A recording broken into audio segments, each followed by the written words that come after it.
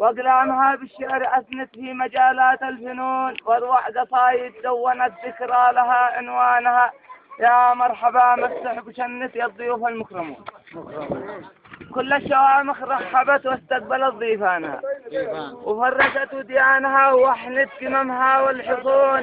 يا ضيفي تشرفت عظة مع سكانها وجهارها لجلك تدنت مرحبا الضيف المكرم. فالنفس لك يا ضيف تاقت واشعلت أشجانها واليوم نالت ما تمنت وانتهت تلك الشجون.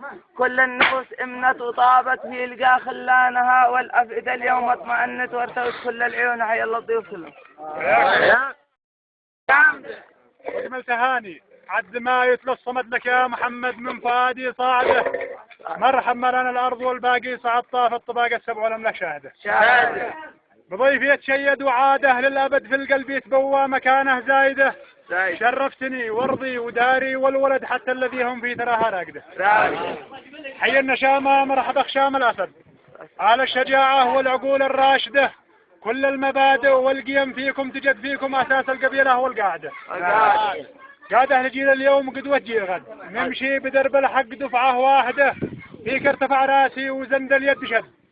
شرفت من يحصب وحتى القاعدة. شرفت قريه شورنا فيها التحت. يا مرحبا بك ما يلزم جراعده. هذا بزيدا خال هذا ابن جد. الناس فيها طبعها متآكده. مناري وظافر يحيري بالبلد. بني عرج والشامي يسره واحده. بيت المديه والفرس يدا بيد. بيت الهتار والوحش أخوه سايده. الكل رحبك جموعة منفرد. حيا عدد أملاك هذه ساجده.